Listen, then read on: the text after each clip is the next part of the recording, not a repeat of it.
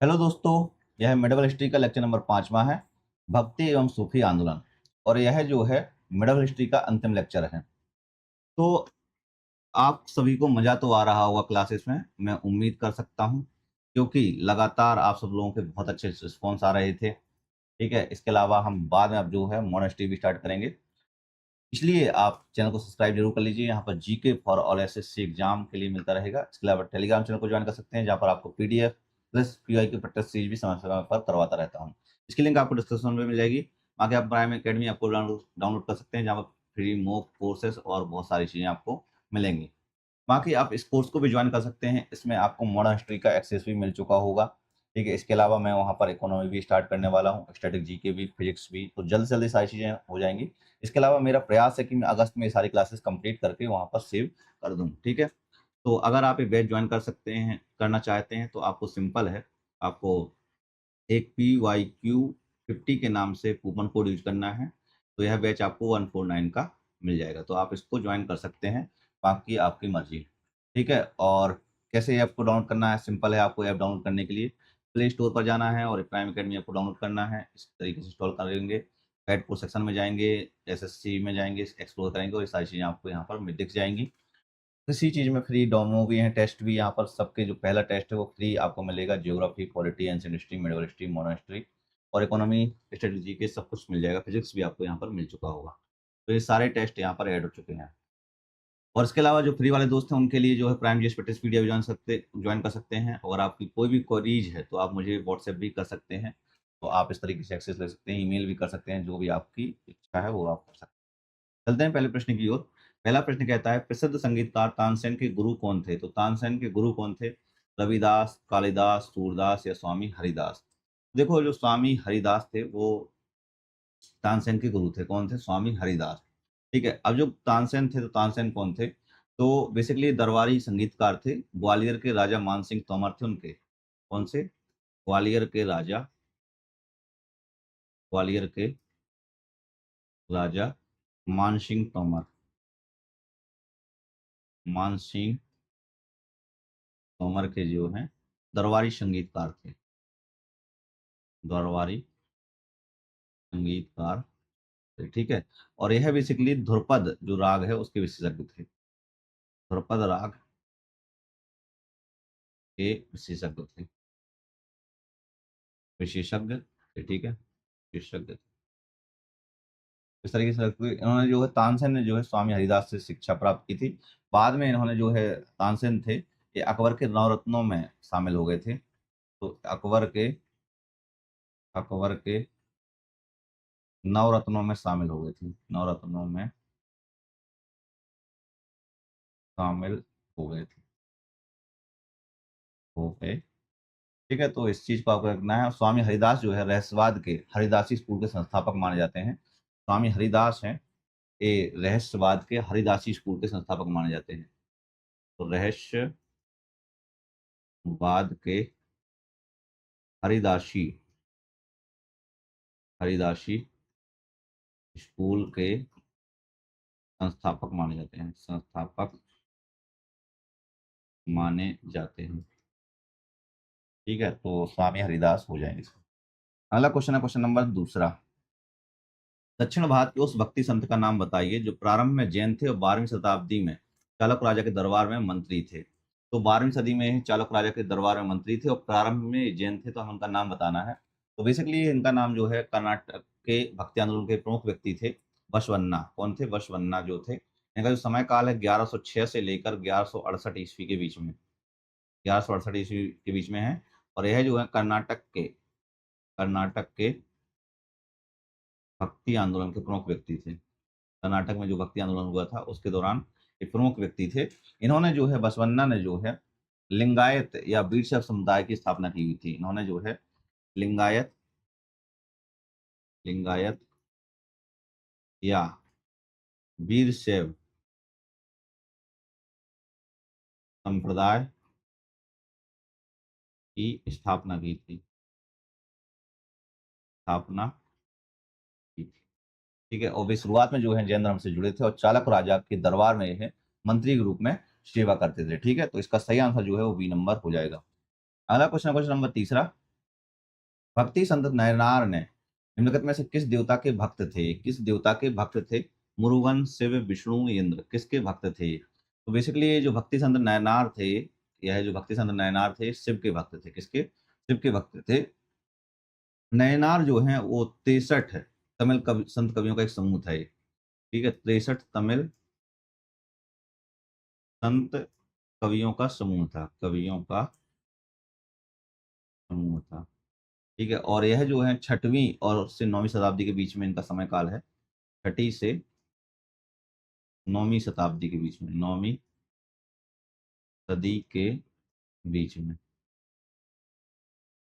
तो इसका सही आंसर जो है वो बी नंबर हो जाएगा। ठीक है, और इन्होंने कह सकते हो तमिलनाडु में जो है शिव धर्म को मजबूत किया हुआ था। ठीक है, तमिलनाडु में, तमिलनाडु में शिव धर्म को मजबूत किया था, मजबूत किया था। तो इसका सही आंसर जो है वो बी नंबर हो जाएगा। अगला क्वेश्चन है क्वेश्चन नंबर चौथा। निम्नलिखित में से कौन पुष्टि मार्ग नामक भक्ति संप्रदाय का संस्थापक था? तो पुष्टि मार्ग नामक भक्ति संप्रदाय का जो था वो संस्थापक था वल्लभाचार्य, कबीर, शंकराचार्य या रामानुज। तो जो पुष्टि मार्ग नामक भक्ति संप्रदाय है, तो इनका जो संस्थापक थे वो थे वल्लभाचार्य। कौन थे?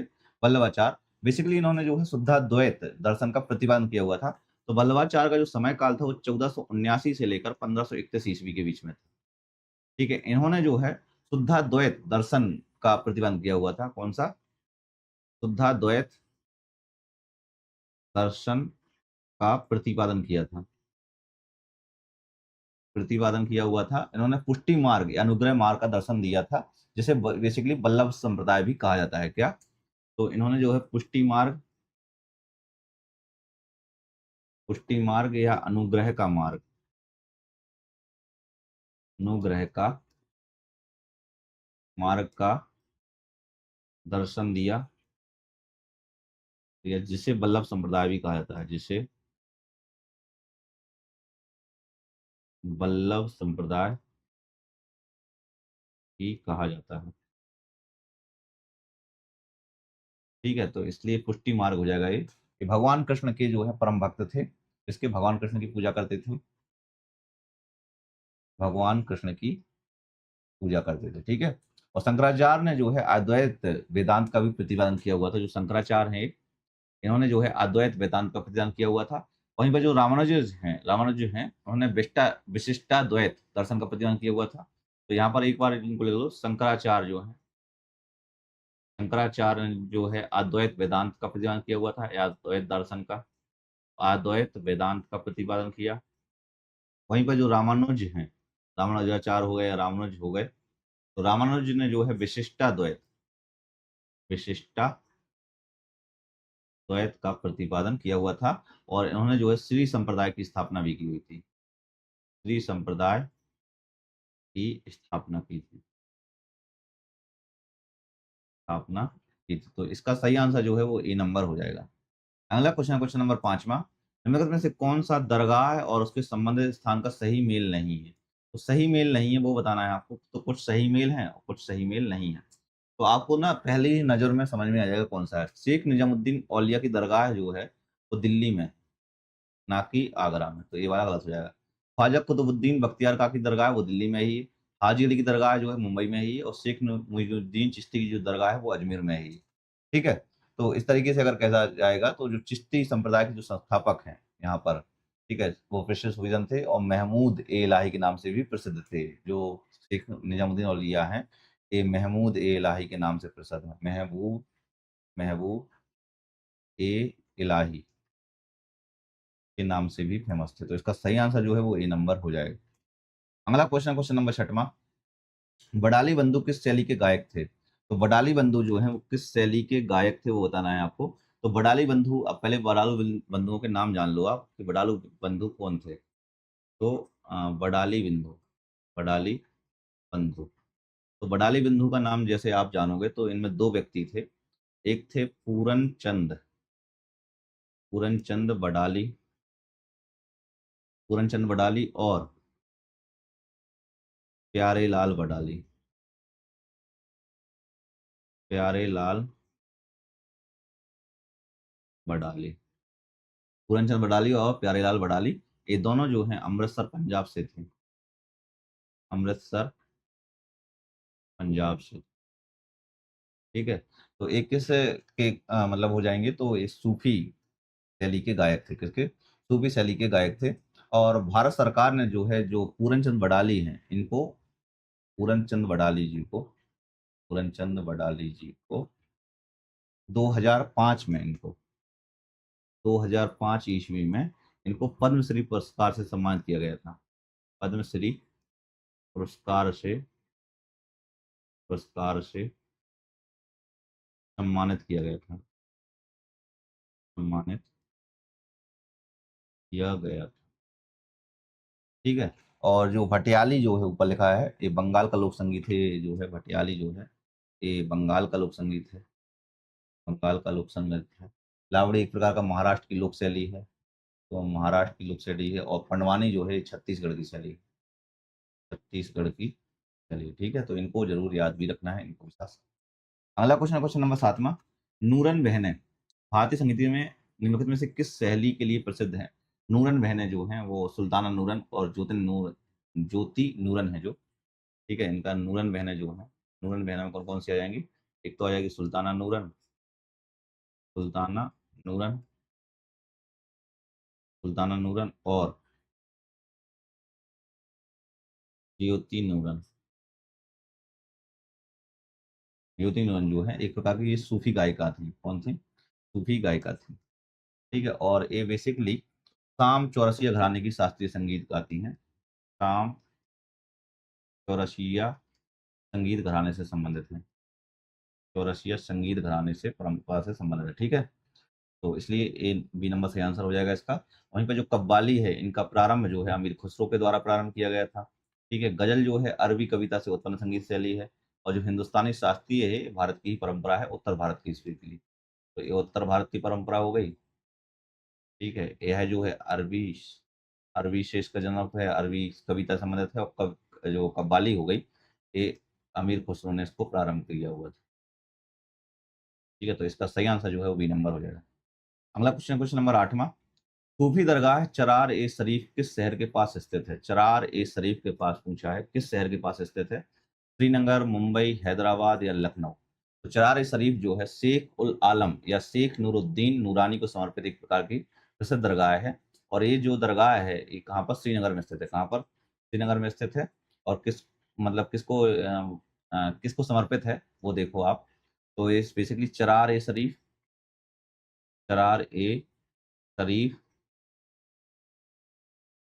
शेख उल आलम, शेख उल आलम या शेख नूर उद दीन नूरानी, ये सारा नाम है, इनके नाम से प्रसिद्ध है। बेसिकली इनका अगर शॉर्टकट नाम देखा जाए तो नंद ऋषि भी इनको कहा जाता है। नंद ऋषि भी के नाम से जाना जाता है, नंद ऋषि के नाम से भी जाना जाता है। तो ए नंबर सही आंसर हो जाएगा इसका, ठीक है। और अच्छा, हाँ, ठीक है। अगला क्वेश्चन, क्वेश्चन नंबर 9वां। शेख मोइनुद्दीन चिश्ती की दरगाह निम्नलिखित में से किस शहर में स्थित है? सो शेख मोइनुद्दीन चिश्ती की जो दरगाह है वो आपको अच्छे से पता है, ये बहुत फेमस है भारत में, ठीक है। तो शेख मोइनुद्दीन की चिश्ती की दरगाह जो है वो अजमेर में स्थित है, ठीक है। और शेख मोइनुद्दीन चिश्ती जी का जो समय काल है वो 1141 ईस्वी से लेकर 1236 ईस्वी के आसपास है, ठीक है। यह जो दरगाह है अजमेर शरीफ के नाम से भी प्रसिद्ध है, अजमेर शरीफ के नाम से भी प्रसिद्ध है, ठीक है। और यह बेसिकली राजस्थान के अजमेर में स्थित है, राजस्थान के अजमेर जिले में स्थित है, अजमेर में, ठीक है। और भारत में जो है ये चिश्ती संप्रदाय के संस्थापक थे, ठीक है। इनको जो है गरीब नवाज भी कहा जाता है, जो अजमेर शरीफ हैं। तो जो शेख मोइनुद्दीन जी चिश्ती जी हैं, इनको गरीब नवाज भी कहा जाता है, गरीब नवाज भी कहा जाता है, ठीक है। तो इसका सही आंसर जो है वो बी नंबर हो जाएगा। अगला क्वेश्चन, क्वेश्चन नंबर 10वां। निम्नलिखित सिख गुरुओं में से किसने खालसा पंथ की नींव रखी थी? तो खालसा पंथ की नींव किसने रखी हुई थी वो आपको बताना है। तो खालसा पंथ की जो नींव रखी गई थी वो बेसिकली गुरु गोविंद सिंह ने रखी हुई थी। किसने? गुरु गोविंद सिंह ने रखी हुई थी। अब गुरु गोविंद सिंह जी का समय काल जो था वो 1675 ईस्वी से लेकर 1708 ईस्वी के आसपास तक, ठीक है। और यह जो है 13 अप्रैल 1699 को इसकी स्थापना हुई थी खालसा पंथ की। 13 अप्रैल 1699 ईस्वी को बैसाखी बैसाखी के पर्व पर खालसा पंथ की स्थापना हुई थी। खालसा पंथ की स्थापना हुई थी। ठीक है। और ये मानव के रूप में जो है 10वें और अंतिम सिख गुरु थे, एक प्रकार से कह सकते हो। तो ये जो है 10वें और अंतिम सिख गुरु थे। अंतिम सिख गुरु थे। ठीक है। इन्होंने जो है गुरु ग्रंथ साहिब पवित्र ग्रंथ जो है वो गुरु का दर्जा दिया हुआ था। इन्होंने जो गुरु गोविंद सिंह थे, इन्होंने जफरनामा की भी रचना की हुई थी। जफरनामा की रचना की थी। ठीक है। और 1708 में जो है वजीर खान द्वारा भेजे गए कुछ अफगान थे, उनके द्वारा गुरु गोविंद सिंह जी की हत्या कर दी गई थी। तो इसका ए नंबर सही आंसर हो जाएगा। अगला क्वेश्चन, क्वेश्चन नंबर 11वां। सूफी परंपराओं के संदर्भ में समा शब्द का क्या अर्थ है? समा, तो समा शब्द है, इसका अर्थ क्या है? तो समा शब्द का अर्थ पूछा गया है। तो बेसिकली समा शब्द का अर्थ है, आपने सुना होगा, चलो यार समा बिठाया जाए। समा बिठाने का मतलब सिंपल है कि चलो यार कुछ पवित्र गीतों का पाठ किया जाए। ठीक है। तो एक प्रकार से जो है पवित्र गीतों का पाठ कहा जाता था समा। जैसे कम पवित्र गीत हो गए, प्रार्थना हो गई, इन सब का होता था। और बेसिकली ईश्वर के स्मरण उनसे संपर्क के रूप में किया जाता था। अगर कुछ प्रमुख और सूफी शब्दों का हम बता देते हैं, क्योंकि ये ना कई बार क्वेश्चंस पूछे जाते हैं जो सूफी शब्द, जैसे यही वाला पूछ लिया गया सूफी शब्द। ठीक है। इसी के अलावा तसव्वुफ है, तसव्वुफ क्या बोलते हैं इसको, जो भी है पढ़ लीजिए। सूफी शब्द है, इसको सूफीवाद बोलते हैं। सूफीवाद। ठीक है। इसके बाद आता है दूसरा, आ जाएगा शेख या पीर या मुर्शिद। मुर्शिद, शेख, पीर या मुर्शिद, जिसको आध्यात्मिक शिक्षक कहा जाता है। आध्यात्मिक शिक्षक कहा जाता है इनको। ठीक है। इसके अलावा आ जाता है मुरीद। कई बार आपने बोलते हैं हम तो आपके मुरीद हो गए, तो मुरीद अंदर के शिष्य हो गए, हम आपके शिष्य हो गए। ठीक है। इसके अलावा खानकाह। खानकाह, खानकाह आपका जो है निवास स्थान, निवास स्थान। ठीक है। इसके अलावा फना, फना मतलब आत्मविनाश में हम फना हो गए आपके ऊपर, तो मैं अपने आप को निछोवर कर दिया आपको। ठीक है। तो इसको फना बोलते हैं। फना मूवी भी आई थी ना, तो मैंने अपना स्वयं का विनाश कर लिया आपके में, इतने मैं डूब गया, आपको स्वयं का विनाश कर लिया। ठीक है। फिर जियारत। जियारत जो है सूफी संतों की कब्रों की तीर्थ यात्रा है ये। सूफी संतों की कब्रों की तीर्थ यात्रा है, तीर्थ यात्रा है। ठीक है। तो इसका ए नंबर सही आंसर हो जाएगा। अगला क्वेश्चन, क्वेश्चन नंबर 12। मध्ययुगीन सूफी परंपरा के संदर्भ में बलि शब्द का अर्थ क्या है? तो बलि शब्द का अर्थ क्या था वो बताना है आपको। बलि शब्द का अर्थ क्या है? तो बेसिकली बलि शब्द का अर्थ है जो है वो है संत। बलि शब्द का अर्थ होता है संत होता है। और इसको कह सकते हैं बलि शब्द जो है ईश्वर का मित्र या संत। ईश्वर का मित्र भी कहा जाता है इसको, या संत भी कहा जाता है। संत भी कहता है एक प्रकार से बलि जो है आध्यात्मिक ज्ञान का उच्चतम स्तर प्राप्त कर लिया होता है इसको, या कह सकते हैं सूफी परंपरा में जो है बलि को जो है देवीय कृपा का पात्र माना जाता है। जो बलि होता है इसको देवीय कृपा का पात्र मान लिया जाता है, पात्र मान लिया जाता है। ठीक है। इस तरीके से कह सकते हो आप। तो इसका डी नंबर सही आंसर हो जाएगा। अगला क्वेश्चन, क्वेश्चन नंबर 13। 1590 में वृंदावन का गोविंद देव मंदिर किस रंग के बलुआ पत्थर से बनाया गया था? तो गोविंद देव मंदिर जो है वो किस रंग के बलुआ पत्थर से बनाया गया था? पीला, काला, सफेद या लाल? तो बेसिकली जो पत्थर होता था वो सिर्फली लाल बलुआ पत्थर होते थे, लाल अधिकतर होते थे। ठीक है। तो जो 1590 में वृंदावन का गोविंद देव मंदिर बनाया गया था वो लाल बलुआ पत्थर से बनाया गया था। ठीक है। और इसका जो निर्माण है, गोविंद देव मंदिर का निर्माण है जो 1590 ईस्वी में हुआ था, ये तो उसमें लिखा भी हुआ है। ठीक है। और किसके द्वारा बनाया गया था वो इम्पोर्टेंट है। तो आमेर के राजा जो थे मानसिंह के द्वारा बनाया गया था। तो आमेर के राजा मानसिंह के द्वारा बनवाया गया था। मानसिंह के द्वारा बनवाया गया था। ठीक है। और इसे जो है लाल बलुआ पत्थर से निर्मित किया गया था। ठीक है। और ये भगवान कृष्ण को समर्पित एक प्रमुख वैष्णव मंदिर है। ठीक है। तो कह सकते हो यह भगवान कृष्ण को समर्पित समर्पित एक प्रमुख वैष्णव मंदिर है। एक प्रमुख वैष्णव मंदिर है। ठीक है, जो मथुरा के वृंदावन के पास स्थित है, इसका सही आंसर जो है वो डी नंबर हो जाएगा। अगला क्वेश्चन, क्वेश्चन नंबर 14। 14वीं शताब्दी की महिला संत लाल देद सबसे प्रारंभिक और सबसे प्रसिद्ध कवियत्रियों में से एक थी। वे किस भाषा की कवियत्री थी? तो इसमें पूछा हुआ है जो लाल देद थी वो सबसे प्रारंभिक और सबसे प्रसिद्ध कवियत्रियों में से थी। वो किस भाषा की कवियत्री थी? वो 14वीं सदी में थी। ये कब थी? 14वीं सदी में थी। तो किस भाषा की कवियत्री थी? तो बेसिकली इन्हें जो है लल्लेश्वरी या लाल आरिफा के नाम से जाना जाता है। और यह जो है हिंदू दर्शन के जो है कश्मीर में जो है शैव संप्रदाय की थी। ठीक है, तो इनको कह सकते हो आप कश्मीर की थी। तो किस मतलब किस भाषा की कवियत्री थी? तो कश्मीरी भाषा की कवियत्री थी। किस भाषा की? कवियत्री भाषा की कश्मीरी भाषा की कवियत्री हो जाएंगी। अब लाल देद के बारे में अगर थोड़ा सा जाना जाए तो लाल देद का जो समय काल है वो 1320 ईस्वी से लेकर 1392 ईस्वी तक था।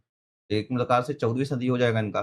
ठीक है, और इनको जो है अलग नाम से भी जाना जाता है, जैसे लल्लेश्वरी, लल्लेश्वरी या लाल आरिफा के नाम से जाना जाता है। लाल आरिफा के नाम से भी जाना जाता था। ठीक है इनको। और ये कह सकते हो जो भारतीय कश्मीरी रहस्यवादी संत थी इनको। ठीक है, और इन्होंने जो है रहस्यवादी कविता शैली की निर्माता थी ये। तो कह सकते हो आप यहाँ पर बत्सुन या पक्ष नामक रहस्यवादी कविता शैली की निर्माता थी। कविता शैली की निर्माता थी। इन्हें जो है लाल बख्श, जिन्हें जो है लाल बख्श के नाम से भी जाना जाता है। लाल बख्श के नाम से भी जाना जाता है, जाना जाता। ठीक है, तो इसका सही आंसर जो है वो सी नंबर हो जाएगा। अगला क्वेश्चन, क्वेश्चन नंबर 15। निम्नलिखित में से किसने सबसे पहले भगवत गीता का अंग्रेजी में अनुवाद किया था? तो भगवत गीता का अंग्रेजी अनुवाद बताना है आपको किसने किया हुआ था। तो इस तो काफी फेमस रहा है और आगे आपको पता होना चाहिए। तो भगवत गीता का जो अंग्रेजी अनुवाद है वो 1785 में हुआ था। ठीक है, सबसे पहले इस किसने किया हुआ था? चार विलिंकन्स ने किया हुआ था। और जिस गीता का अनुवाद हुआ था इसको विल्किंस की गीता के नाम से भी जाना जाता है। कहता है विल्किंस की गीता, विल्किंस की गीता के नाम से भी जाना जाता है। ठीक है, और ये बेसिकली एक चार्ल्स विल्किंस जो थे वो ब्रिटिश इंडिया के एक प्रशासनिक अधिकारी के तौर पर कार्य कर रहे थे। ठीक है, और मैक्स मुलर थे, जो मैक्स मुलर ने sacred books of the east श्रृंखला का संपादन किया हुआ था। ठीक है, इन्होंने जो है कह सकते हो आप सीक्रेट और sacred books of the east. आप लोग अंडरस्टैंड करते हो या नहीं करते हो? कमेंट सेक्शन में बता दिया करो यार। मुझे पता नहीं चलता है कि आप लोग चीज़ों को अंडरस्टैंड कर रहे हो या नहीं कर रहे हो, सिर्फ हवा हवाई में चीज़ें पढ़ रहे हो। सो आप लोग प्लीज जो भी है, अगर आप लोग अंडरस्टैंड करते हो तो एस या नो में एक कई बार जवाब दे दिया करो कि हाँ आप लोग अंडरस्टैंड कर रहे हो। मुझे पता चलता जाएगा कि हाँ आप लोगों को समझ में आ रहा है, क्लास में कैसा लग रहा है। तो कमेंट सेक्शन में सारी चीज़ें बताते चला करो आप लोग। ठीक है, और कमेंट सेक्शन में जवाब भी दिया करो। कई बार मैं ना कुछ लोग आप लोगों से बोलता हूँ बट आप लोग उसका जवाब नहीं देते हो। सो प्लीज आप उसका जवाब भी दे दिया करो। अगर कोई भी चीज़ ऐसी पूछनी हुई तो कमेंट सेक्शन में ही पूछा करो, या फिर बाद में टेलीग्राम पे थोड़ी सा जवाब लेट जा सकता है। तो बेटर ऑप्शन है कि आप मुझे कमेंट सेक्शन में ही चीज़ें पूछ लिया करो। ठीक है, और अगर कोई भी आपकी बहुत इंपॉर्टेंट डिमांड है तो आप टेलीग्राम पे भी पूछ सकते हो। मैं ट्राई करता हूँ दोनों चीज, मतलब ज़्यादातर चीज़ें मैं क्या करता हूँ, जब सुबह उठता हूँ तो सबसे पहले मैं पूरा जो होता है स्टार्ट करता हूँ अपना कंप्यूटर। उसके बाद सारी चीज़ें मैं चेक करता हूँ कि क्या क्या किसी का कमेंट आया, किसकी क्या जानकारी आई, कुछ ना कुछ मैं देखता हूँ। सारा कुछ मैं देखता हूँ, आधे घंटे 15 मिनट सब कुछ देखता हूँ। ठीक है, तो आप लोग ना ईमेल से लेकर कुछ भी आप कर सकते हो, मैं उसका वहाँ पर आपको जवाब दे दूंगा। बेसिकली 24 घंटे का समय मैं मांगता हूँ उस चीज़ के लिए जवाब देने के लिए। हालांकि बीच में भी मैं देख सकता हूँ, कई बार देखता रहता हूँ बीच बीच में कभी कभी। ठीक है, तो 19वीं शताब्दी में मध्य भारत में सतनामी आंदोलन की स्थापना किसके द्वारा की गई थी? तो सतनामी आंदोलन के बारे में पूछा है, किसके द्वारा की गई थी? तो सतनामी आंदोलन था वो गुरु घासीदास के द्वारा स्थापित की गई थी। अब गुरु घासीदास ने जो है 1820 ईस्वी में जो सतनामी आंदोलन की स्थापना की गई थी, कहाँ पर? छत्तीसगढ़ क्षेत्र में।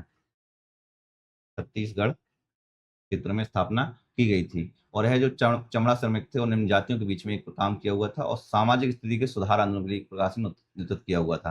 सतनाम का जो अर्थ होता है, सतनामी का अर्थ होता है वो सच्चा नाम होता है। सच्चा नाम जो ईश्वर के प्रति समर्पण का प्रतीक है, जो ईश्वर के प्रति समर्पण का प्रतीक है। ये तो इसका सही आंसर जो है वो डी नंबर हो जाएगा। अगला क्वेश्चन है क्वेश्चन नंबर 17। रामपंथ के अग्रणी प्रकाश संत कवि थे, जिन्होंने रामचरितमानस कविता भी लिखी थी। रामचरितमानस कविता भी लिखी हुई थी। चैतन्य, वल्लभाचार्य, तुलसीदास या निम्बार्क। तो बेसिकली जो रामचरितमानस कविता भी लिखी हुई थी, किसने लिखी हुई थी? ये तुलसीदास के द्वारा लिखी हुई थी। किसके द्वारा? रामचरितमानस जो है तुलसीदास के द्वारा लिखी गई थी। तुलसीदास का जो समय काल है वो 1532 से लेकर 1623 ईस्वी के बीच में है। ठीक है, और इनका जन्म जो है राम बोला था। इनका जन्म का नाम जो था वो राम बोला था। तो तुलसीदास का जन्म का नाम या मूल नाम कह सकते हो, मूल नाम कह दो या जन्म नाम कह दो, कुछ भी कह दो। इनका नाम था राम बोला। राम बोला। और इन्होंने जो रामचरितमानस लिखी हुई थी वो अवधी भाषा में लिखी हुई थी। इसके अलावा इन्होंने हनुमान चालीसा, दोहावली, कवितावली, विनय पत्रिका भी लिखी हुई थी। ठीक है, तो इसका सही आंसर जो है वो सी नंबर हो जाएगा। अगला question, question number 18। Shri Govind Singh की मृत्यु के बाद सिखों ने बंदा बहादुर के नेतृत्व में किसके विरुद्ध विद्रोह किया हुआ था? तो बंदा बहादुर के जो है नेतृत्व में सिखों ने किसके विरुद्ध विद्रोह किया हुआ था? तो बेसिकली इन्होंने जो बंदा बहादुर थे, इन्होंने मुगलों के विरुद्ध विद्रोह किया हुआ था। किसके? मुगलों के विरुद्ध विद्रोह किया हुआ था। गुरु गोविंद सिंह जो थे 10वें सिख गुरु थे। 1708 ईस्वी में वजीर खान द्वारा भेजे गए कुछ हत्यारों को मार दिया गया था। उसके बाद जो है गुरु गोविंद सिंह जी के बाद ही बंदा बहादुर ने 1710 ईस्वी में नेतृत्व संभाला हुआ था। तो कह सकते हो आप बंदा बहादुर ने जो है 1710 ईस्वी में नेतृत्व संभाला हुआ था, जब गुरु गोविंद सिंह जी की मृत्यु हो जाती है 1708 में। 1708 ईस्वी में गुरु गोविंद सिंह जी की मृत्यु हो जाती है, यानी कि हत्या कर दी जाती है। गुरु गोविंद सिंह जी की गुरु गोविंद सिंह जी की मुगलों के द्वारा हत्या करवा दी जाती है। मुगलों के द्वारा हत्या करवा दी जाती है। हत्या करवा जाती है। ठीक है, और बंदा बहादुर ने जो है एक लड़ाई लड़ी थी 1710 ईस्वी में। 1710 ईस्वी में एक लड़ाई लड़ी हुई थी। ये लड़ाई काफी फेमस है, आपको इसके बारे में जरूर पता होना चाहिए। 1710 ईस्वी में लड़ाई लड़ी थी चप्पर चिरी की लड़ाई। हाँ, चप्पर चिरी की लड़ाई लड़ी थी, जो मुगलों को निर्णायक रूप से हराया हुआ था। लड़ाई में जो है मुगलों को निर्णायक रूप से हराया हुआ था। 1716 ईस्वी में फर्रुख शेर के नेतृत्व में जो है मुगल सेना ने जो है बंदा बहादुर जी को पकड़ लिया था। उसके बाद उनकी भी हत्या कर दी गई थी। कब? 1716 में बंदा बहादुर जी की हत्या कर दी गई थी मुगलों के द्वारा, फर्रुख शेर के नेतृत्व में हुई थी। ठीक है, तो इसका सही आंसर जो है बी नंबर हो जाएगा। अगला क्वेश्चन है क्वेश्चन नंबर 19वां। हिंदू पौराणिक कथाओं में पट्टचित्र कला किस भगवान का समर्पित है? तो जो पट्टचित्र कला है वो किस भगवान को समर्पित है, वो आपको बताना है। जो पट्टचित्र कला है वो भगवान जगन्नाथ जी को समर्पित है। ठीक है, और ये उड़ीसा की जो है पारंपरिक कपड़ा आधारित स्क्रॉल पेंटिंग है। पट्टचित्र है जो, ये है उड़ीसा की एक पारंपरिक पारंपरिक कपड़ा आधारित कपड़ा आधारित स्क्रॉल पेंटिंग है। स्क्रॉल पेंटिंग है और ये भगवान जगन्नाथ को समर्पित है। ठीक है, भगवान जगन्नाथ जो है वो विष्णु के अवतार माने जाते हैं। उड़ीसा में जगन्नाथ यात्रा भी निकलती है, अभी हाल ही में लिख ली गई थी, आपको पता ही है। इसका सही आंसर यही हो जाएगा। और हाँ, एक और चीज इसमें, जो भगवान जगन्नाथ जी के साथ बल्लभ और सुभद्रा की आकृतियां भी हैं। ठीक है, तो इसका सही आंसर जो है ए नंबर हो जाएगा। अगला क्वेश्चन, क्वेश्चन नंबर 20। हिंदू पौराणिक कथाओं के संदर्भ में निम्नलिखित में से कौन सा विकल्प भगवान विष्णु के 10 अवतारों में से नहीं है? तो 10 अवतारों में से नहीं है, वो आपको बताना है। तो जैसे मत्स्य अवतार है वो विष्णु से संबंधित है, बराह अवतार है, कूर्म अवतार है, सब विष्णु से संबंधित हो जाएंगे। तो जैसे 10 अवतारों के नाम पहले आप जान लो यहाँ पर। 10 अवतारों के नाम कौन कौन से हैं? जैसे मत्स्य अवतार हो गया, मत्स्य अवतार है, एक हो जाएगा। दूसरा जो है वो कूर्म अवतार हो जाएगा। तीसरा जो है वो हो जाएगा बराह अवतार। और चौथा जो है वो नरसिम्हा अवतार। पांचवा जो है वो है वामन अवतार। छठवां जो है वो है राम अवतार। सातवां है जो है परशुराम अवतार। इसके अलावा आठवां जो है वो कृष्ण अवतार। नौवां जो है वो बुद्ध का अवतार माना जाता है। और 10वां है जो अभी बचा हुआ है कल्कि अवतार। ठीक है। और यहाँ पर ध्यान रखना, जो गरुण है, ये गरुण जो है, तो ये बेसिकली यहाँ पर आप देखेंगे जो है गरुण है जो, तो जो गरुण है यह है उनका वाहन है, विष्णु का वाहन है, और इनको पक्षियों का राजा माना जाता है। गरुण को जो है वो पक्षियों का राजा माना जाता है, राजा माना जाता है। ठीक है, तो इसका सही आंसर जो है वो ई नंबर हो जाएगा। अगला क्वेश्चन, क्वेश्चन नंबर 21, निम्नलिखित में से कौन सा संस्कृत महाभारत से संबंधित है? कौन सा संस्कृत जो है वो महाभारत से संबंधित है? गीत गोविंद, युद्ध कांड, शांति पर्व या कथा सरिस्ता अवतार? तो बेसिकली जो संस्कृत महाभारत से संबंधित है वो है शांति पर्व से संबंधित है। किससे? शांति पर्व से संबंधित, शांति पर्व से संबंधित है। और यह जो शांति पर्व है ऋषि व्यास द्वारा जो है लिखित महाकाव्य की कह सकते हो 18 पुस्तकों में से ये जो है 12वीं पुस्तक थी, 12वीं पुस्तक है। ठीक है, इसमें बेसिकली राजधर्म में मोक्ष धर्म और नीति का विस्तृत वर्णन दिया हुआ है। शांति पर्व में जो है राजधर्म, राजधर्म, मोक्ष धर्म, मोक्ष धर्म और नीति का वर्णन, और नीति का विस्तृत वर्णन कह सकते हो आप, विस्तृत वर्णन। ठीक है, तो इसका सही आंसर जो है वो सी नंबर हो जाएगा। अगला question, question number 22, Valmiki Ramayana का एक प्रमुख भाग पंचवटी भारत के किस राज्य में स्थित है? प्रमुख भाग जो है पंचवटी के बारे में पूछा है, भारत के किस राज्य में स्थित है? और वाल्मीकि रामायण में दिया हुआ है, तो पंचवटी जो है वो नासिक महाराष्ट्र में स्थित है। कहाँ पर? नासिक महाराष्ट्र में स्थित है। ये पंचवटी जो है भारत के किसमें?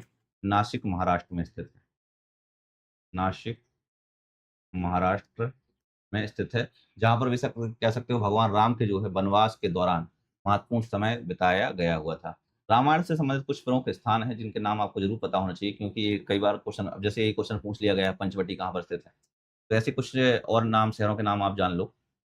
सबसे पहले आता है जैसे जनकपुर, तो जनकपुर जो है वो नेपाल में स्थित है, जनकपुर नेपाल में स्थित है। इसके अलावा अयोध्या हो जाएगा, तो अयोध्या हो जाएगा। तो अयोध्या कहाँ पर है? उत्तर प्रदेश में स्थित है।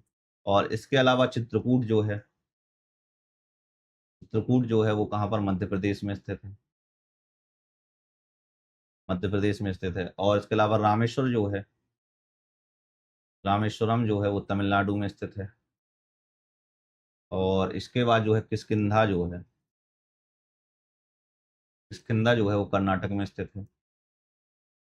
और इसके अलावा लेपाक्षी जो है वो आंध्र प्रदेश में स्थित है, आंध्र प्रदेश में स्थित है। तो इसका सही आंसर जो है वो सी नंबर हो जाएगा। अगला क्वेश्चन है क्वेश्चन नंबर 23, द्रविड़ शैली के मंदिर में प्रवेश द्वार को क्या कहा जाता है? द्रविड़ शैली के मंदिर में जो है प्रवेश द्वार को क्या कहा जाता है? तो प्रवेश द्वार को जो है वो गोपुरम कहा जाता है। क्या कहा जाता है? गोपुरम कहा जाता है। अब द्रविड़ शैली के मंदिर जो है गोपुरम सामने का प्रवेश द्वार होता है, जो विशाल और अलंकृत होता है, तो विशाल और अलंकृत होता है, अलंकृत होता है। ठीक है, वहीं पर जो मंडप है एक प्रकार से सार्वजनिक स्थानों के लिए एक स्तंभ युक्त कक्ष होता है। ठीक है, और वहीं पे जो विमान है यह एक प्रकार का मंदिर का टावर है, जो पिरामिड नुमा संरचना होती है और गर्भगृह से ऊपर उठती है। और जो शिखर है वो नागर और अर्थात कह सकते हैं, मतलब उत्तर भारतीय शैली में जो है गर्भगृह के ऊपर उठता हुआ एक टावर है। यहाँ पर मैं ना जब स्टैटिक जीके पढ़ाऊंगा तो स्टैटिक जीके में जो मंदिर शैली हो गई, शैलियाँ हो गई, सब कुछ मैं एक एक करके पढ़ाऊंगा। कि जब मैं थ्योरी क्लासेस करूंगा ना तब वहां पर आपको बहुत डिटेल में सारी चीजें बहुत विस्तार से और अच्छी तरीके से बताऊंगा। ठीक है, तो इसका सही आंसर जो है वो ये नंबर हो जाएगा। अगला क्वेश्चन, क्वेश्चन नंबर 24, किस गुरु को मोची संत के रूप में जाना जाता है? मोची संत के रूप में जाना जाता है रविदास, नरहरि, जीव गोस्वामी और अय्या वैकुंदर। तो किस गुरु को जो है मोची संत के रूप में जाता है? तो रविदास को जो है जो मोची संत है उसके रूप में जाना जाता है। गुरु जो रविदास हैं यह 15वीं सदी में, 15वीं सदी में वाराणसी के, वाराणसी के प्रसिद्ध संत थे, प्रसिद्ध संत थे। ठीक है, और ये अपनी जाति जो चर्मकार है मोची कारण इनको मोची संत भी कहा जाता है। ठीक है, और जो रविदास थे इनके भजनों को जो है गुरु ग्रंथ में भी शामिल किया गया था इनको। सॉरी, थोड़ी सा टंग स्लिप हो गया था। तो रविदास के भजनों को गुरु ग्रंथ साहब में शामिल किया गया था, गुरु ग्रंथ साहिब में शामिल किया गया था, शामिल किया गया। तो इसको कह सकते हो आप, इसका ए नंबर सही आंसर हो जाएगा। अगला क्वेश्चन, क्वेश्चन नंबर 25। नटराज किस हिंदू देवता की नृत्य करती हुई आकृति का प्रतिनिधित्व करते हैं? नटराज जो है वो किस हिंदू देवता, तो इसके बारे में मैंने पहले भी चर्चाएं की हुई थी जब आप एंशियंट हिस्ट्री पढ़ेंगे तब। तो नटराज जो है वो बेसिकली शिव का कह सकते हैं, शिव जो है, शिव की नृत्य के रूप में दर्शाती है बेसिकली। और शिव को जो है ब्रह्मांडीय नृत्य तांडव करते हुए दिखाया गया है। ठीक है, ब्रह्मांडीय नृत्य बोला जाता है, या तांडव नृत्य, तांडव करते हुए दिखाया गया है, बेसिकली जो ब्रह्मांड के निर्माण, संरक्षण और विनाश का प्रतीक है नटराज की जो प्रतिमा है। और जो नटराज की प्रतिमा है, जो नटराज की प्रतिमा है, यह चोल काल में बनाई गई थी। चोल काल में, तो जब मैं चोल काल का क्लास पढ़ाया हुआ था, तो चोल काल में जो है निवेशन ढलाई तकनीक या लोस्ट बेक्स तकनीक बोला जाता है, लॉस्ट बेक्स कास्टिंग बोला जाता है, इसको कास्टिंग या तकनीक बोला जाता है। लॉस्ट बेक्स तकनीक से बनाया गया था, बनाया गया। ठीक है, और एक कांस्य धातु से तैयार किया गया था इसको। कांस्य धातु से तैयार किया गया था, किया गया। इसका सही आंसर जो है वो ए नंबर हो जाएगा। अगला क्वेश्चन है क्वेश्चन नंबर 26। निम्नलिखित कथनों पर विचार करना है, इनके कथनों पर विचार करना है, कौन सा कथन सही है वो बताना है। तो सही कथन के बारे में बताना है हमें एक एक करके। तो प्रारंभ के सिख गुरु धर्मोपदेशक थे, उन्होंने राजनीति में हस्तक्षेप नहीं किया, लेकिन गुरु अर्जन में विद्रोही राजकुमार खुसरो को अपनी शुभकामनाएं दी हुई थी। बात सही है, यही हुआ था इसमें। ठीक है, गुरु अर्जन ने कम या ज्यादा अनिवार्य आध्यात्मिक कार्य की व्यवस्था की शुरुआत करके वित्त जुटाने का प्रयास किया, जिसे उनके मसंद कहे जाने वाले प्रतिनिधियों द्वारा संग्रहित किया जाता था। तो ये भी सही है, तो दोनों ही सही है। ठीक है, तो एक सी नंबर सही आंसर हो जाएगा इसका। ठीक है, बाकी हम जब अभी मुगल काल में मैंने सारी चीजें बताई हुई थी आपको। ठीक है, तो सी नंबर सही आंसर हो जाएगा इसका। अगला क्वेश्चन, क्वेश्चन नंबर 27। निम्नलिखित भक्ति संतों में से कौन निर्गुण भक्ति शाखा से संबंध नहीं है? तो निर्गुण भक्ति शाखा से संबंध नहीं है, उनका नाम बताना है आपको। अब निर्गुण भक्ति से संबंधित कौन कौन से हैं, वो भी मैं आपको यहाँ पर बता दूंगा। जिनका संबंध नहीं है वो चैतन्य प्रभु। कौन है? निर्गुण भक्ति से संबंधित नहीं है।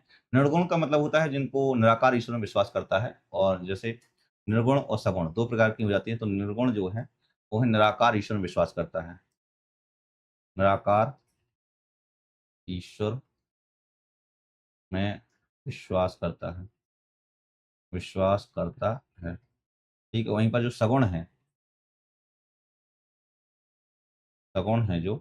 तो सगुण जो है वो मूर्ति पूजा और साकार ईश्वर में विश्वास करता है। सगुण जो है मूर्ति पूजा और साकार ईश्वर में विश्वास करता है, साकार ईश्वर में विश्वास करता है, तो इसका सही आंसर जो है वो डी नंबर हो जाएगा। ठीक है, और वहीं पर जो कबीर हैं वो रामानंद के शिष्य थे, इस सगुण परंपरा से संबंधित थे। कबीर जो है वो सगुण परंपरा से संबंधित थे। गुरु नानक जो है सिख धर्म के संस्थापक थे। और बेसिकली ये निर्गुण भक्ति के प्रतिनिधि थे। ठीक है, ये निर्गुण भक्ति के ही प्रतिनिधि थे, लेकिन किससे और कबीर जो है वो, अच्छा मैं थोड़ी सा उल्टा बता रहा क्या, शायद तक उल्टा ही बता रहा था क्या, देखता हूँ। ठीक है, और जो गुरु नानक थे तो वो सिख धर्म के संस्थापक थे, और 1469 से लेकर 1538 इनका समय काल था। और दादू दयाल जो हैं वो भी निर्गुण संप्रदाय से संबंधित थे, और दादू पंथ के संस्थापक थे। चैतन्य जो है वो सगुण मूर्ति पूजक थे। ठीक है, तो यहाँ पर एक गलत हो जाएगा। ठीक है, भक्ति आंदोलन के संस्थापक भी रहे। इनका समय काल है 1486 से लेकर 1533 ईस्वी तक। अगला क्वेश्चन है क्वेश्चन नंबर 28वां। नलयरा दिव्य प्रबंधन क्या है? नलयरा दिव्य प्रबंधन के बारे में पूछा है, क्या है? थोड़ी सा टफ क्वेश्चन लग सकता है। तो बेसिकली नलयरा दिव्य प्रबंधन जो है अलवार संत थे, अलवारों द्वारा एक प्रकार की रचित पद्मावली के रूप में संकलित रचनाएं थी। ठीक है, नलयरा दिव्य प्रबंधन जो है यह एक प्रकार से कह सकते हो 4000 पद्यों का संकलन है। 4000 पद्यों का संकलन है, 4000 पद्यों का संकलन है। और ये बेसिकली जो अलवार थे इन्होंने जो है तमिल भाषा में इसकी रचना की हुई थी। तो अलवारों द्वारा तमिल भाषा में रचा गया था। तमिल भाषा में रचा गया था। अलवार जो है तमिल कवि संत थे और भगवान विष्णु को समर्पित थे, ठीक है। और 12 अलवारों द्वारा 12 पुस्तकों का समावेश किया हुआ था। और एक और इसमें थोड़ी सा आपको याद रखना है, अंडाल महिला थी, एक पहली और एकमात्र महिला अलवार थी, इनको तमिल वेद भी कहा जाता है, ठीक है। इससे जो है अंडाल जो है, अंडाल के बारे में थोड़ी सा ज़्यादा आपको याद रखना है, क्योंकि ऐसा पूछा जाता है कि एकमात्र महिला अलवार संत थी, कौन थी, वो थी तो पहली और एकमात्र एकमात्र महिला अलवार संत थी ये, महिला अलवार संत थी, ठीक है। तो इसको आपको जरूर याद रखना है। तो ए नंबर सही आंसर हो जाएगा इसका। अगला क्वेश्चन, क्वेश्चन नंबर 29। मध्यकालीन असम के वैष्णव सुधारकों की जीवनियों में बार बार उल्लिखित भूनी, पचारा और दोपाती क्या है? तो भूनी, पचारा और दोपाती के बारे में पूछा हुआ है। तो ये भूनी, पचारा और ये सारे जो हैं एक प्रकार के वस्त्र हैं, ठीक है। तो पुस्तरों के जो पुरुषों के जो हैं वस्त्रों के भाग हैं। तो डी नंबर सही आंसर हो जाएगा इसके लिए, तो पहले नंबर। अब देखो भूनी जो है, एक एक करके हम देख लेते हैं। तो भूनी क्या है? तो भूनी जो है एक सरल, सादा और बिना सिला हुआ वस्त्र था, ठीक है, जो बेसिकली जो वैष्णव संप्रदाय के अनुयायी होते थे वो पहनते थे। तो इसको कह सकते हो आप एक सरल, सादा और बिना सिला हुआ वस्त्र, बिना सिला हुआ वस्त्र, बिना सिला हुआ वस्त्र है। और इसे जो है वैष्णव संप्रदाय के अनुयायी पहनते थे। उसके बाद आता है पचारा।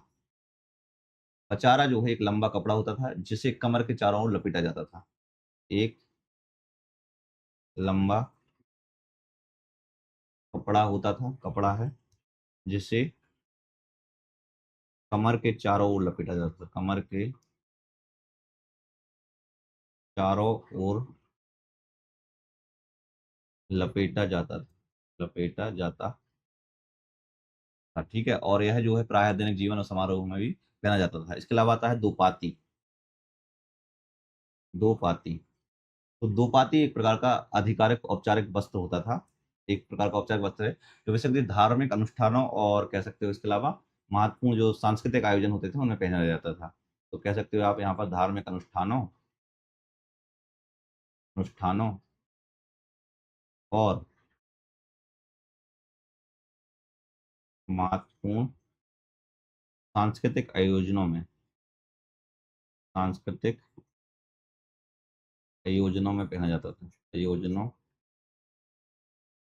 पहना जाता था। तो इसको दोपाती बोला जाता है, दोपाती। तो इस तरीके से ये पुरुषों के वस्त्रों के भाग थे। इसका सही आंसर जो है डी नंबर हो जाएगा। अगला क्वेश्चन, क्वेश्चन नंबर 30। निम्नलिखित में से कौन सा वैष्णव परंपरा का मंदिर है? वैष्णव परंपरा का मंदिर है, उसके बारे में पूछा हुआ है। जो वैष्णव परंपरा का मंदिर है वो है श्री रंगनाथ स्वामी का मंदिर, या श्रीरंगम मंदिर बोला जाता है इसको, श्रीरंगम मंदिर बोला जाता है। और यह जो है भगवान विष्णु को समर्पित है। इस मंदिर को जो है श्री रंगनाथ स्वामी का मंदिर भी बोला जाता है। श्री रंगनाथ स्वामी मंदिर भी बोला जाता है, स्वामी मंदिर भी बोला जाता है, ठीक है। और यह भगवान विष्णु को जो रंगनाथ स्वामी है या श्रीरंगम है, जो भगवान विष्णु का एक स्वरूप है, क्या कह सकते हो, भगवान विष्णु का स्वरूप, भगवान विष्णु का स्वरूप, ठीक है। और यह जो है तमिलनाडु में स्थित, तमिलनाडु में स्थित है और वैष्णव परंपरा से संबंधित है, ठीक है। और चिदम्बरम जो है वो नटराज प्रतिमा के लिए प्रसिद्ध है और शिव परंपरा से संबंधित हो गई।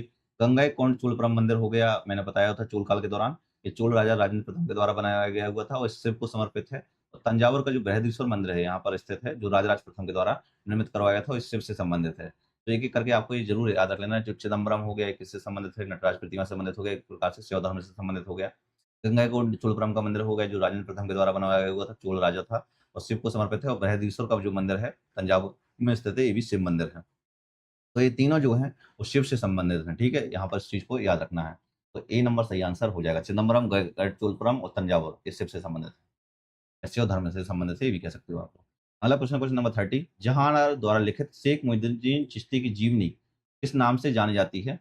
तो शेख मोइनुद्दीन चिश्ती की जो जीवनी लिखी हुई थी जहानारा के द्वारा, जहानारा कौन थी सबसे पहले तो वो जान लो आप।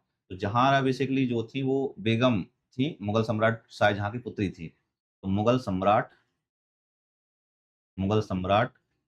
सम्राट शाहजहां की पुत्री थी, शाहजहां की पुत्री थी।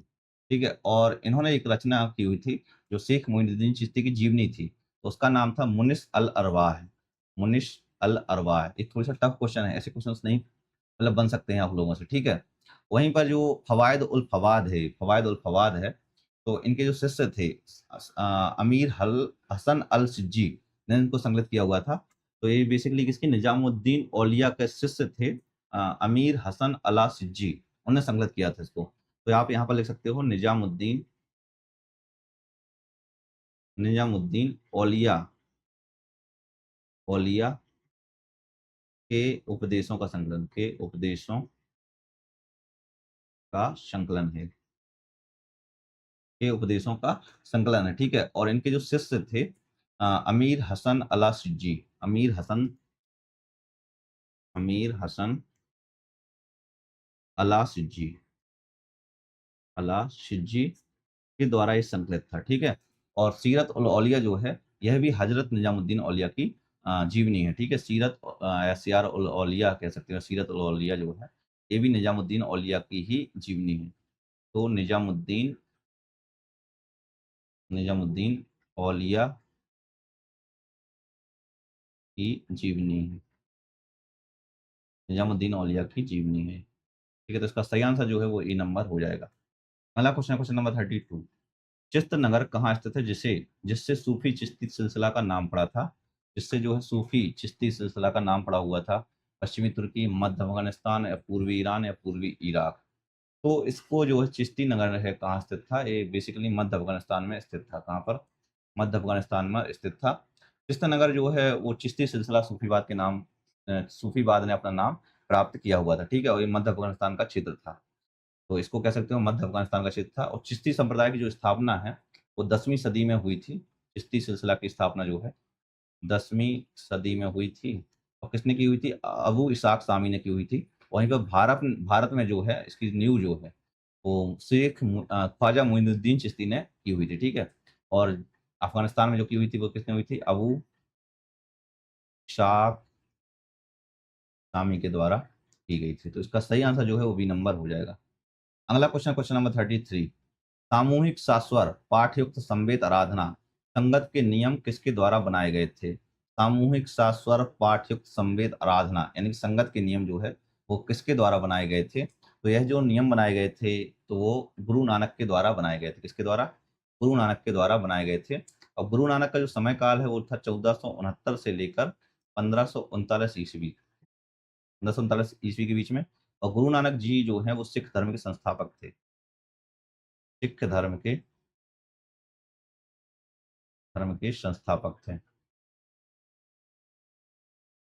संस्थापक थे।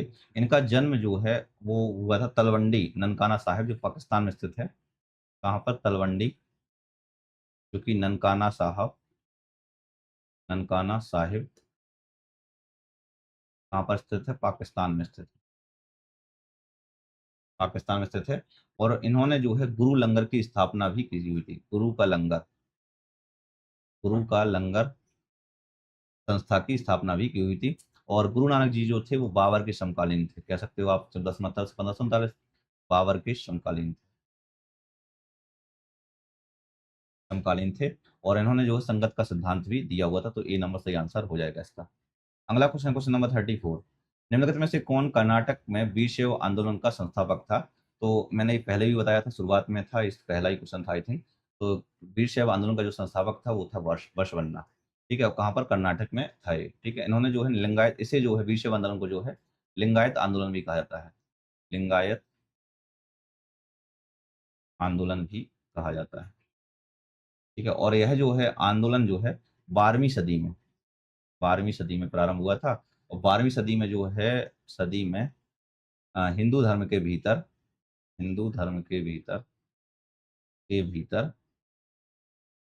एक प्रकार का सुधार आंदोलन था। एक सुधार आंदोलन। और हाल ही में तो ये डिमांड उठने लगी कि लिंगायत आंदोलन को एक प्रकार से लिंगायत संप्रदाय एक धर्म के रूप में इसको घोषित किया जाए। ठीक है, तो इसका ए नंबर सही आंसर हो जाएगा। अगला क्वेश्चन, क्वेश्चन नंबर 35, भक्ति के विभिन्न रूपों को दर्शाने वाले निम्नलिखित युग्मों में से कौन सा युग्म सही सुमेलित नहीं है? तो सही सुमेलित नहीं है वो आपको बताना है। सबको एक-एक करके एक देखते हैं हम, थोड़ी-सा कौन-सा सही सुमेलित नहीं है। सगुण जो है ईश्वर के साकार रूप में आस्था व्यक्त करना बिल्कुल सही है। निर्गुण जो है ईश्वर के निराकार रूप में आस्था, ये भी सही है। ठीक है, अलवार जो है शक्ति की उपासना में आस्था, तो शक्ति की उपासना में ये आस्था नहीं है। अलवार जो है शक्ति की उपासना से एक प्रकार से जोड़ना गलत हो जाएगा। शक्ति की भक्ति में विश्वास करते थे। क्या करते थे? शक्ति की उपासना नहीं, शक्ति की भक्ति में विश्वास करते थे। और नैनार जो है वो भगवान से संत के भक्त थे, तो ये वाला भी सही हो जाएगा। ठीक है? तो एक प्रकार से कह सकते हो, और दूसरा ये कह सकते हो अलवार जो है यहाँ पर संत कवि जो है विष्णु के भक्त थे। ठीक है? तो शक्ति की उपासना नहीं थे, ये विष्णु के भक्त थे। तो सी नंबर सही आंसर हो जाएगा, जो सही सम्मिलित नहीं है। अगला क्वेश्चन है क्वेश्चन नंबर 36, निम्नलिखित में से कौन एक महिला नैनार संत नहीं है? महिला नैनार संत नहीं है।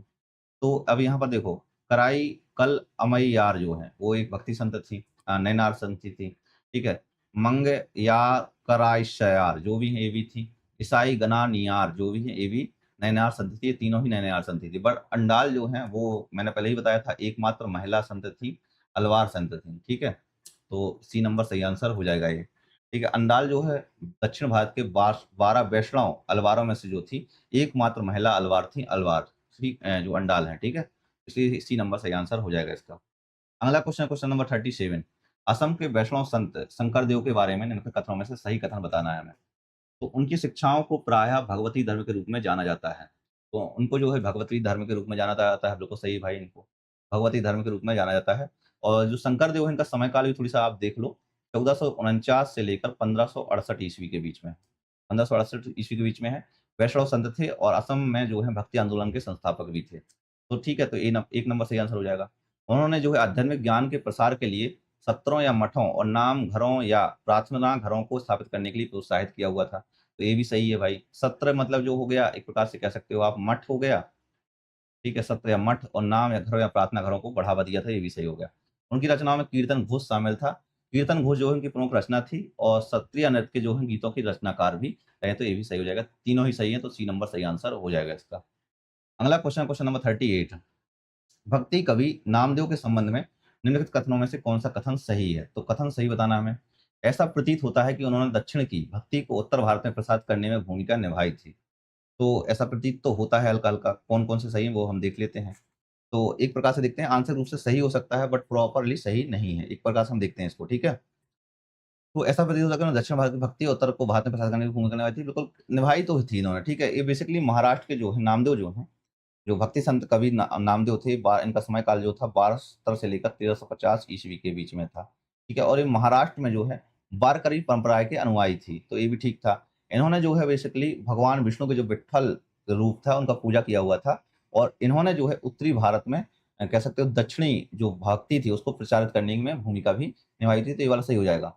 वे दृढ़ एकेश्वरवादी थे और उन्होंने जातिगत भेदभाव को विरोध किया हुआ था, बिल्कुल सही था, ये भी सही है। और वे कबीर के सच्चे अनुयायी थे, तो कबीर के नहीं थे बिल्कुल सच्चे अनुयायी, क्योंकि देखो अब यहाँ पर जो कबीर का जो समय काल है वो 1440 से लेकर 1550 ईस्वी के आसपास, सॉरी 1510 ईस्वी हो जाएगा। कितना? 1510 ईस्वी हो जाएगा ये। ठीक है, 1440 से 1510 ईस्वी हो जाएगा, और नामदेव का जो समय काल है 1270 से 1350, एक दूसरे के समकालीन नहीं होते, तो ये वाला गलत हो जाएगा। तो कितने सही हो जाएंगे? 2 ही सही है इसके। ठीक है, और नामदेव जो है कबीर के अनुयायी कभी पॉसिबल ही नहीं है, क्योंकि अवधि में ही अंतर है इनका। अगला क्वेश्चन, क्वेश्चन नंबर 39, निम्नलिखित में से भक्ति आंदोलन के बारे में कौन सा कथन सही नहीं है? कौन सा कथन सही नहीं है, यानी कि गलत कथन हमें बताना है। सही कथन हम जो सही होंगे वो तो हैंगे। भक्ति आंदोलन में विविधता को बढ़ावा देने वाली परंपराओं से दूरी बनाई, तो ऐसा नहीं है। विविधता को बढ़ावा देने वाली परंपराओं से दूरी नहीं बनाई हुई थी, बल्कि उसमें और कह सकते हो आप, अच्छा हाँ, इसमें लिखा है दूरी बनाई थी। दूरी कहाँ बनाई थी? ये वाला दूरी नहीं बनाई थी, तो ये वाला गलत हो जाएगा। उत्तर भारत में जो है भक्ति आंदोलन राम और कृष्ण की पूजा के इर्द-गिर्द केंद्रित रहा, बिल्कुल सही है भाई। भक्ति आंदोलन ने जो है सगुण और निर्गुण दोनों प्रकार के ईश्वर को में भक्ति पर जोर दिया, ये भी सही है। जहाँ तुलसीदास सगुण भक्ति परंपरा के प्रतिनिधि थे, वहीं संत कवि निर्गुण भक्ति के मार्ग पर चले, तो ये भी सही है। बट वहीं पर जो सही नहीं है तो हमें गलत कदम बताता, तो ये वाला सही हो जाएगा, ठीक है? तो एक क्वेश्चन सही है इसका। अगला क्वेश्चन है क्वेश्चन नंबर 40, कश्मीर शैववाद का प्रतिपादन किसने किया हुआ है? कश्मीर में जो है शैववाद का प्रतिपादन किसने किया हुआ है? अब कश्मीर में जो है शैव धर्म जो है, त्रिक शैव दर्शन एक प्रकार की जो है अद्वैतवादी परंपरा थी। अद्वैतवादी वादी परंपरा थी। ठीक है, और यह जो है करीब 850 ईस्वी में के आसपास जो है कश्मीर में इसका विकास कश्मीर में इसका विकास हुआ था। वहीं पर जो कह सकते हैं शैववाद का प्रतिपादन किसने किया हुआ था, तो ये वसुगुप्त ने किया हुआ था। अब वसुगुप्त जो है शिव सूत्र के लेखक हैं, इनकी बुक का नाम था शिव सूत्र। तो शिव सूत्र के लेखक हैं और कश्मीर में ये शैव धर्म के संस्थापक भी माने जाते हैं। ठीक है, वहीं पर जो अभिनव गुप्त भी हैं, ये भी कश्मीर में जो है शैव धर्म के प्रमुख दार्शनिक थे और इन्होंने जो है तंत्रलोक की रचना की हुई थी। इसकी तंत्रलोक की रचना की हुई थी, तंत्रलोक की रचना की थी। और शिव सूत्र की रचना जो है शिव सूत्र के लेखक थे वसुगुप्त जो थे। ठीक है, तो इस प्रकार से कह सकते हो ये दोनों लोग ही कश्मीर के शैववाद से जुड़े हुए थे। अगला क्वेश्चन है क्वेश्चन नंबर 41। वेदांत दर्शन के संबंध में निम्नलिखित कथनों पर विचार कीजिए। शंकर जो है अद्वैत वेदांत के संस्थापक थे। शंकर जो है अद्वैत वेदांत के संस्थापक थे, मैंने पहले ही बताया हुआ था। शंकर मतलब शंकराचार्य हो गया, तो अद्वैतवाद के दर्शन के संस्थापक थे। इसका मतलब था ब्रह्मा ही एकमात्र सत्य होता है, तो ये भी सही है। माधव मतलब माधवाचार्य द्वारा द्वैत दर्शन को विस्तार पूर्वक प्रस्तुत किया गया था, तो ये भी सही है। द्वैत दर्शन मतलब होता है ईश्वर और जीव जो है वो अलग अलग होते हैं। रामानुजाचार्य थे जो विशिष्टाद्वैत, निम्नकाचार्य थे जो द्वैताद्वैत, और वल्लभाचार्य थे वो शुद्धाद्वैत की अवधारणा उन्होंने दी हुई थी। ठीक है, तो इसका सही आंसर ये दोनों ही सही हो जाएगा, क्योंकि इसका सही आंसर जो सी नंबर हो जाएगा। एक और दो दोनों ही सही है। अगला क्वेश्चन है क्वेश्चन नंबर 42।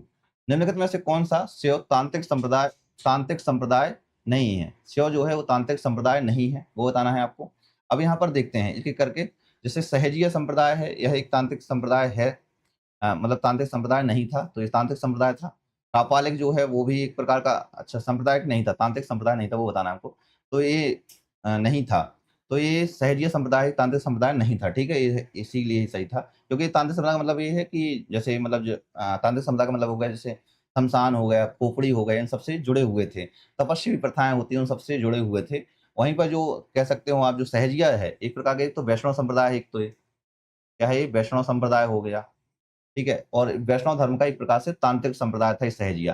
कापालिक, कालमुख और नाथ संप्रदाय हैं, ये सारे के सारे शैव तांत्रिक संप्रदाय थे। ठीक है, तो ये यहीं पर क्या हो जाएगा सही, इसका सही आंसर जो है वो ए नंबर हो जाएगा। अगला क्वेश्चन है क्वेश्चन नंबर 43। शिव का दक्षिणामूर्ति दक्षिणमुखी का रूप क्या दर्शाता है? तो दक्षिणामूर्ति या दक्षिणमुखी का रूप क्या दर्शाता है वो आपको बताना है। ब्रह्मांडीय नर्तक, उग्र योद्धा, या जगत गुरु सार्वभौमिक शिक्षक, या पशुपतिनाथ पशुओं के स्वामी। तो जो दक्षिणमुखी रूप है वो बेसिकली जगत गुरु या सार्वभौमिक शिक्षक के रूप में दर्शाता है। दक्षिणामूर्ति का मतलब हो गया एक प्रकार से ज्ञान के देवता या दिव्य शिक्षक हो गया इसका मतलब। शिव का जो है मतलब योग, संगीत, शास्त्रों के संदर्भ में कह सकते हैं ज्ञान, बुद्धि, आत्मज्ञान के रूप में दर्शा रहा होता है, तो इसलिए कह सकते हो दक्षिणामूर्ति या दक्षिणमुखी जो है रूप जगत गुरु है वो एक शिक्षक के रूप में दर्शाता है या सार्वभौमिक शिक्षक के रूप में दर्शाता है, इसलिए सी नंबर सही आंसर हो जाएगा इसका। अगला क्वेश्चन क्वेश्चन नंबर 44। सगुण भक्ति परंपराओं के संबंध में निम्नलिखित में से कौन सा या कौन से कथन सही है? सगुण भक्ति परंपराओं के संबंध में बताना है हमें। सगुण भक्ति परंपराएं जो हैं विशिष्ट देवताओं जैसे विष्णु या उनके अवतारों की आराधना पर केंद्रित है। ठीक है, तो बिल्कुल सही है भाई, एक केंद्रित ही है। सगुण भक्ति परंपराएं जो है विशिष्ट देवता जैसे विष्णु या उनके अवतारों पर केंद्रित है, बिल्कुल सही है। सगुण भक्ति परंपराओं में देवी और देवताओं की अवधारणा मानव कीर्ति है, अमानव रूपियों में की जाती है, ये भी सही है। दोनों ही सही है, इसके बारे में मैंने थोड़ी सा डिस्कशन पहले भी किया हुआ था, तो इसका सही आंसर जो है वो सी नंबर हो जाएगा। अगला क्वेश्चन क्वेश्चन नंबर 45। निम्नलिखित में से किसे मीराबाई का गुरु माना जाता है? तो मीराबाई का गुरु बताना है आपको, किसको माना जाता है? साधु दयाल को, रविदास को, रामानंद को, या सूरदास जी को? तो बेसिकली जो मीराबाई हैं ये वल्लभाचार्य की शिष्य थी। ठीक है, अब किसकी वल्लभाचार्य की शिष्य थी? वहीं पर जो कह सकते हैं राठौड़ राजकुमारी और मेवाड़ के राणा सांगार की पुत्रवधू थी। उनका जो विवाह था 1516 में करीब करीब मेवाड़ के युवराज जो थे भोजराज के साथ हुआ था। और एक कह सकते हो आप ना कृष्ण भक्ति अनंत भक्ति भी थी। और यहीं पर जो वल्लभाचार्य की शिष्य थी, लेकिन उनका जो मीराबाई का जो गुरु माना जाता है, तो लेकिन प्रमुख गुरु कह सकते हैं रविदास को माना जाता है या रायदास को माना जाता है, जो बेसिकली आध्यात्मिक गुरु या उपदेशक भी माने जाते हैं। लेकिन ये शिष्या जो थी वो किसकी, वल्लभाचार्य जी की शिष्या भी रही हैं। ठीक है, तो इनका जो समय काल है मीराबाई का वो 1498 से लेकर 1546 ईस्वी के बीच में। ठीक है, तो इसका बी नंबर सही आंसर हो जाएगा। अगला क्वेश्चन क्वेश्चन नंबर 46। निम्नलिखित में से कौन सा शब्द सूफीवाद के अभ्यास से जुड़ा हुआ है? सूफीवाद के अभ्यास से जुड़ा हुआ है वो आपको बताना है। अभी अभी मैंने बताया हुआ था सूफीवाद का वर्ड। जजिया एक प्रकार का कर था जो गैर मुसलमानों पर लगाया जाता था। इजमा जो है वो इस्लामी न्याय शास्त्र में विद्वानों की सहमति को कहते थे। और जो मुकद्दम है एक प्रकार का ग्राम प्रधान को कहा जाता था, ठीक है। वहीं पर जो मैंने मुरीद के बारे में बताया हुआ था कि मैंने बताया था कि मुरीद का अर्थ जो होता है शिष्य होता है। जो एक आध्यात्मिक गुरु होता था, जो पीर होता था, उसमें एक मुरीद होता था उसका। तो आध्यात्मिक गुरु और मुरीद के बीच की एक कहानी होती थी। तो मुरीद इसका अर्थ हो जाएगा, इसका अर्थ जो है वो शिष्य हो जाएगा। तो सही आंसर जो है वो मुरीद हो जाएगा इसका, ठीक है। 46 का सही आंसर जो है वो डी नंबर है। तो देखो टोटल हमने 46 क्वेश्चंस कर लिए हैं और उम्मीद है आप सबको एक क्लासेस सीरीज पसंद आ रही होगी। अब हम जो है मॉडर्न हिस्ट्री स्टार्ट करेंगे इसके बाद, ठीक है। और ऐप पर जो है इकोनॉमी भी स्टार्ट हो चुकी है, तो आप वहाँ पर भी ज्वाइन कर सकते हैं। कैसे ज्वाइन करना है? सिंपल है, आपको एक PYQ 50 के नाम से आप कूपन कोड यूज़ कर सकते हैं। और कूपन कोड यूज़ करने के लिए आप 149 को ये बैच मिल जाएगा। यूज़ करने के लिए आपको ऐप डाउनलोड करना पड़ेगा, तो आप इस ऐप को भी डाउनलोड कर सकते हैं। प्राइम अकेडमी ऐप आपको मिल जाएगा प्ले स्टोर पर, ठीक है। तो प्राइम अकेडमी आपको डाउनलोड कर सकते हैं। बाकी जो प्राइम जीएस प्रैक्टिस पीडिया है, वहाँ पर भी जल्दी से जल्द टेस्ट ऐड होने लगेंगे। एग्ज़ाम से पहले स्टार्ट हो चुके होंगे यहाँ पर। अगर आपकी कोई भी क्वेरीज होती है, तो आप मुझे व्हाट्सएप कर सकते हैं बिना किसी भी प्रॉब्लम के। और इसके अलावा यहाँ पर एक डाउट सेक्शन भी है, तो आप डाउट भी पूछ सकते हैं, कोई भी आपके डाउट आते हैं। बाकी इतने सारे सिस्टम मैंने दिए हुए हैं, आप कहीं से भी कुछ भी पूछ सकते हैं।